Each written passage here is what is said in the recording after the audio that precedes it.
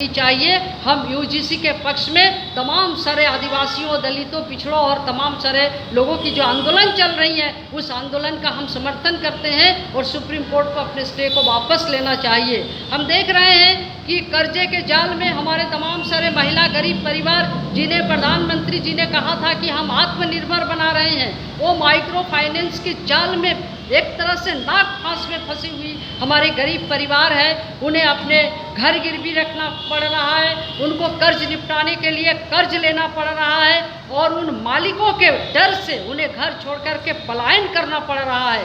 तो ये जो कर्ज फांस में उन्हें फांस दिया गया, ये मालिकों के हित में फांसा गया है, कंपनियों के हित में फांसा गया है। हम उन सारे माइक्रो फाइनेंस कंपनियों के जाल में फंसे हुए परिवारों को कर्जा मुक्त करने की मांग करते हैं, किसानों को कर्ज मुक्त करने की मांग करते हैं। और ये जो हमारे तमाम सारे स्कीम वर्कर, वो आशा, आंगनबाड़ी और भोजन माताएं जिनको गुलामी की तरह काम कराया जाता है, जिनको गुलामों की तरह जो है काम दिया जाता है, जिनका कोई वेतन नहीं है, जो राज कर्मचारी के दर्जा में नहीं है, जिनको मजदूर कानून जिनके ऊपर लागू नहीं है, उन तमाम सारे स्कीम वर्कर्स को हम ये मांग करते हैं कि उन्हें राज कर्मचारी का दर्जा दिया जाए, उनको वेतन दिया जाए और उनका काम का घंटा तय किया जाए, उनको एक मजदूर का दर्जा दिया जाए, न कि उनको गुलामों की तरफ से उनसे काम लिया जाए। उनकी ज़िंदगी गुलामों की ज़िंदगी नहीं, एक आज़ाद भारत की नागरिक की ज़िंदगी होना चाहिए।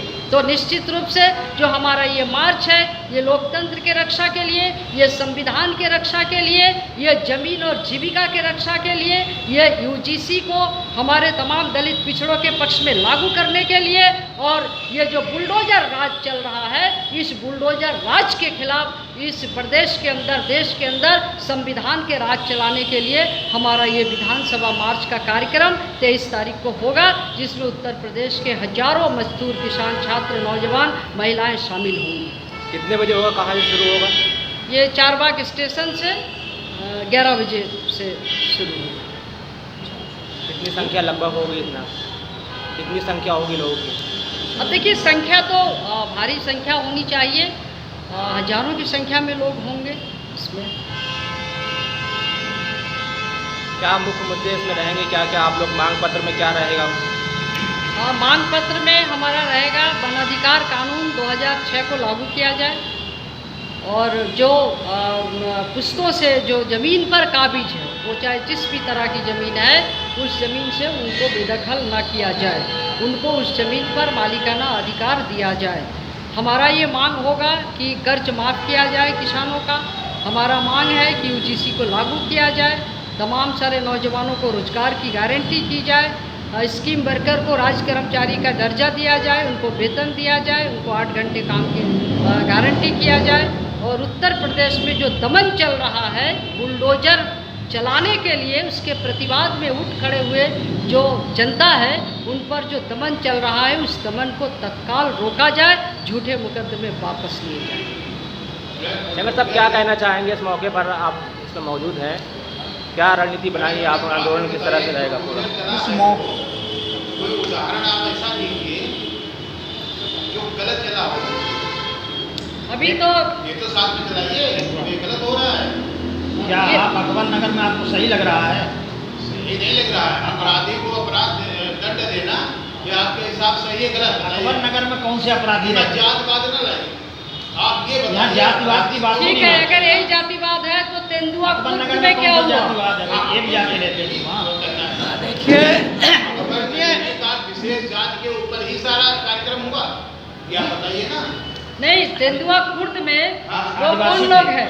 वो दलित आदिवासी लोग हैं। मिर्जापुर में जो तेंदुआ खुर्द में रात के 2 बजे योगी चला और जब लोगों ने शांतिपूर्ण प्रतिवाद की तो योगी सरकार के वन विभाग ने उस निर्दोष ग्रामीणों के साथ, जो कि अपनी जीविका को बचाने के लिए प्रतिवाद किया, और हमारे राज्य सचिव और हमारे मिर्जापुर के जिला सचिव कामरेड जीरा भारती के ऊपर झूठे मुकदमे लाद के उन्हें जेल भेज दिया। ठीक है, ये सरकार बुलडोजर, इससे बड़ा उदाहरण क्या होगा?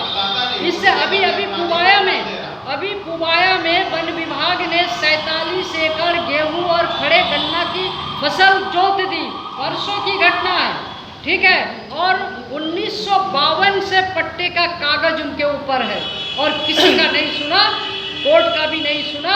इन्होंने जो है उस जमीन पे बुलडोजर चला के सारे फसल नष्ट कर दिए। देखिए एक तरफ ये इसलिए सरकार एक दो उदाहरण नहीं है, एक दो उदाहरण नहीं है, उदाहरणों का भरमार है।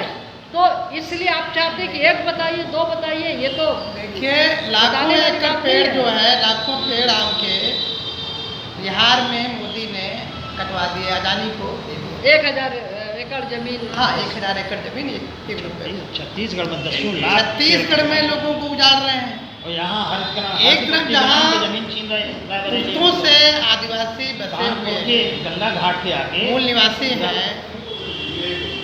निवासी हैं, एक तरफ तो उजाड़ रही है और दूसरी तरफ जंगल को साफ कर रही है। सेंगर साहब, अभी 4-5 दिन पहले घटना है, ये सरोदे नगर में एक दरगाह है, बहुत पुरानी, 300 साल पुरानी दरगाह बताई जा रही है, भोले शाह बाबा, वहाँ पर बुलडोजर चला दिया गया नगर निगम में, जबकि वो संपत्ति वक्फ बोर्ड में रजिस्टर्ड है।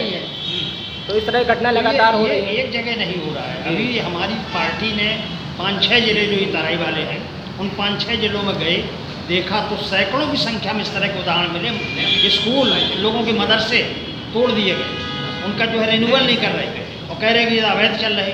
इसके बाद उन स्कूलों को बंद करवा दिया गया। बहराइच में जो हुआ, संविधान का वायलेशन, कानून का बहराइच में जिस वायलेशन तरह से हाजी साहब गवर्नमेंट खुद कर रही है। जबकि सुप्रीम कोर्ट 2006 का जो वनाधिकार कानून है, आदिवासी हैं उनको आदिवासी का दर्जा मिलना चाहिए। देखिए कुछ शुक्ला जी कुछ कह रहे हैं। सोनभद्र में वो आदिवासी हैं, मतलब, और वहाँ जाकर के छत्तीसगढ़ में, वो छत्तीसगढ़ हो, मध्य प्रदेश हो, उनके रिलेशन से उनको आदिवासी का दर्जा मिला है, यूपी में नहीं मिला है। तो 2006 का जो वनाधिकार कानून है, जिसमें सारी की सारी आदिवासी समाज को जो वहाँ पर रह रहे हैं, गरीब हैं, भूमिहीन हैं, उनको उस दायरे में ला करके रेगुलेट करना चाहिए। तो सबसे बड़ी जो संविधान का वायलेशन करने वाली वो सरकार है। एक तरफ सीलिंग कानून की बात होती है, दूसरी तरफ देखिए अदानी अंबानी को कितनी कितनी जमीनें देती जा रही हैं। सीलिंग कानून है कहाँ? तो सबसे बड़ी जो है अतिचारी, आक्रमणकारी, ये स्टेट है। जनता तो अपने आजीविका के लिए, अपने जीवन के लिए वो लड़ रही है, प्रतिरोध कर रही है कि हम रहेंगे कहाँ? सवाल दूंगी, एक सवाल पे पत्रकार महोदय, मैं क्रांति कुमार शुक्ला।